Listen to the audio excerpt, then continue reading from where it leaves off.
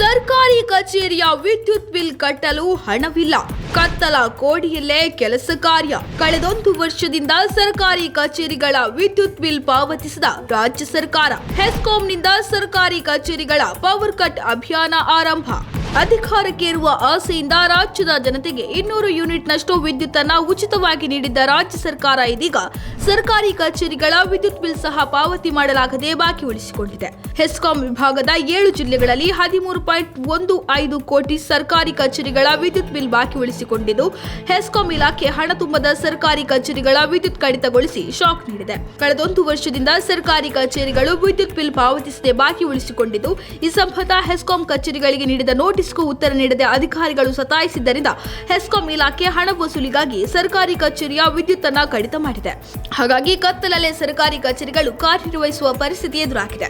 ಇನ್ನು ಕಾರವಾರ ಭಾಗದ ಸುಮಾರು 15 ಸರ್ಕಾರಿ ಕಚೇರಿಗಳ ವಿದ್ಯುತ್ ಸಂಪರ್ಕ ಕಡಿತ ಮಾಡಿದ್ದು, ಇದರಿಂದಾಗಿ ದಿನನಿತ್ಯ ನಡೆಯಬೇಕಾಗಿದ್ದ ಕಾರ್ಯಗಳಿಗೆ ಅಡ್ಡಿ ಉಂಟಾಗಿದೆ. ಕಳೆದ 8 ತಿಂಗಳಿಂದಲೂ ರಾಜ್ಯ ಸರ್ಕಾರ ಸ್ವಾಮ್ಯದ ಜಿಲ್ಲಾ, ತಾಲೂಕು ಕಚೇರಿಗಳು ಒಟ್ಟು 13.15 ಕೋಟಿ ರೂಪಾಯಿ ವಿದ್ಯುತ್ ಬಿಲ್ ಬಾಕಿ ಇರಿಸಿಕೊಂಡಿದ್ದು, ಉತ್ತರ ಕನ್ನಡ ಜಿಲ್ಲೆಯ ಕಾರವಾರ ತಾಲೂಕಿನೊಂದರಲ್ಲೇ 2,18,25,000 ರೂಪಾಯಿ ಬಾಕಿ ಇವೆ. ಇವುಗಳಲ್ಲಿ ಗ್ರಾಮೀಣಾಭಿವೃದ್ಧಿ ಮತ್ತು ಪಂಚಾಯತ್ ರಾಜ್ ಇಲಾಖೆ 60,37,980 ರೂಪಾಯಿ, ಗ್ರಾಮೀಣಾಭಿವೃದ್ಧಿ ಇಲಾಖೆ 4.89 ಕೋಟಿ ರೂಪಾಯಿ, ಬಹುಗ್ರಾಮ ಕುಡಿಯುವ ನೀರಿನ ಯೋಜನೆ ಇಲಾಖೆ 1.57 ಕೋಟಿ ರೂಪಾಯಿ, ನಗರಾಭಿವೃದ್ಧಿ ಇಲಾಖೆ 1.29 ಕೋಟಿ ರೂಪಾಯಿ, ಶಿಕ್ಷಣ ಇಲಾಖೆ 67.78 ಲಕ್ಷ ರೂಪಾಯಿ, ಕರ್ನಾಟಕ ನೀರಾವರಿ ನಿಗಮ 60.93 ಲಕ್ಷ ರೂಪಾಯಿ, ಆರೋಗ್ಯ ಇಲಾಖೆ 48.87 ಲಕ್ಷ ರೂಪಾಯಿ, ಅರಣ್ಯ ಇಲಾಖೆ 31.47 ಲಕ್ಷ ರೂಪಾಯಿ, ಮಹಿಳಾ ಮತ್ತು ಮಕ್ಕಳ ಕಲ್ಯಾಣ ಇಲಾಖೆ 16.85 ಲಕ್ಷ ರೂಪಾಯಿ, ಕಂದಾಯ ಇಲಾಖೆ 15.05 ಲಕ್ಷ ರೂಪಾಯಿ,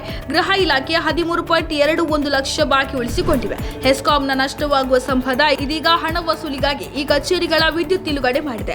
ಸರ್ಕಾರಿ ಕಚೇರಿಗಳ ವಿದ್ಯುತ್ ಬಿಲ್ಗಳನ್ನು ಹಲವು ಇಲಾಖೆಗಳು ಕಳೆದ 1 ವರ್ಷದಿಂದ ಪಾವತಿಸಿಲ್ಲ.